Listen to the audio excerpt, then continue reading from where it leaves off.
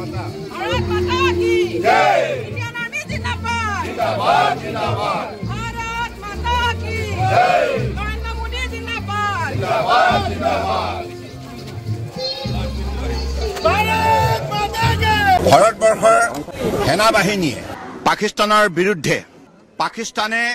সৃষ্টি কৰা সন্ত্ৰাসবাদৰ বিৰুদ্ধে যি বীৰত্বৰে যুঁজ দিলে তাৰ ফলত অপাৰেশ্যন সিন্দুৰ আমি সফল হলো আৰু আমি পাকিস্তানক পৰাভূত কৰি বিশ্বৰ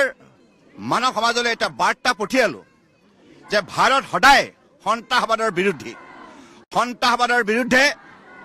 ভাৰতৰ নীতি হৈছে শূন্য সহনশীলতা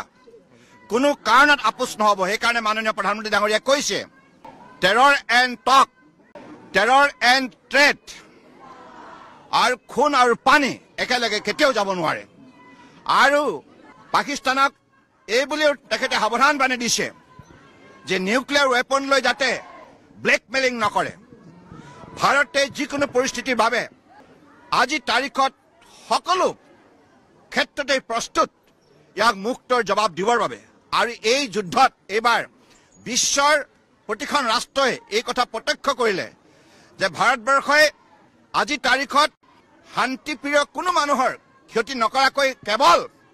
সেইসকল সন্ত্ৰাসবাদীক নিশেষ কৰিলে যিসকলে পাহলগামত আহি আমাৰ নিৰীহ পৰ্যটকসকলক নিষ্ঠুৰভাৱে হত্যা কৰিছিল আজি মাননীয় প্ৰধানমন্ত্ৰী নৰেন্দ্ৰ মোদী ডাঙৰীয়াৰ বলিষ্ঠ নেতৃত্বত ভাৰতবৰ্ষৰ তিনিটা military wings Indian army Indian air force Indian navy সকলোৱে মিলিত প্ৰচেষ্টাৰে যেনেধৰণে বীৰ বিক্ৰমেৰে পাকিস্তানৰ বিৰুদ্ধে যুঁজ দিলে আৰু ভাৰতবৰ্ষৰ বাবে সফলতা কঢ়িয়াই আনিলে তাৰ বাবে আমি নিশ্চিতভাৱে ভাৰতীয় সেনা বাহিনীক আন্তৰিকতাৰে কৃতজ্ঞতা আৰু ধন্যবাদ জনাইছো আৰু তেখেতসকলৰ যি শক্তিশালী প্ৰচেষ্টা যি যুঁজ তেখেতসকলে দিলে নিৰ্ভীকভাৱে ইয়াক লৈ প্ৰতিজন ভাৰতীয় 140 কোটি 84 লাখ ভাৰতীয় গৌৰৱান্বিত আৰু মাননীয় প্ৰধানমন্ত্ৰী ডাঙৰীয়াই শক্তিশালী নেতৃত্ব সন্মুখৰ পৰা দি আজি ভাৰতবৰ্ষক বিশ্বৰ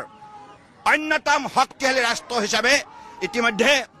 পৰিচয় কৰাই দিলে প্ৰতিষ্ঠা কৰিলে গতিকে মাননীয় প্ৰধানমন্ত্ৰী ডাঙৰীয়াকো আমি আন্তৰিকতাৰে কৃতজ্ঞতা আৰু শ্ৰদ্ধা আৰু ধন্যবাদ জনাইছো আৰু এই মুহূৰ্তত তিৰংগা যাত্ৰা আমি সকলোৱে সমগ্ৰ দেশতে ভাৰতীয় জনতা পাৰ্টিয়ে তিৰংগা যাত্ৰা এইভাবে আমি আয়োজন কৰিছো কাৰণ আমি আমাৰ বীৰ সৈনিকসকলক কৃতজ্ঞতা জনাবই লাগিব তেখেতসকলৰ সফলতাক লৈ আমি গৌৰৱান্বিত হ'বই লাগিব গতিকে অপাৰেশ্যন সিন্দুৰ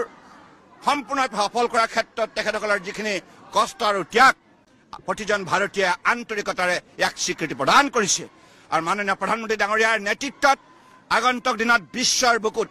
আটাইতকৈ শক্তিশালী ৰাষ্ট্ৰ হিচাপে ভাৰতবৰ্ষ গঢ়ি তোলাৰ ক্ষেত্ৰত প্ৰতিজন ভাৰতীয় প্ৰতিজ্ঞাবদ্ধ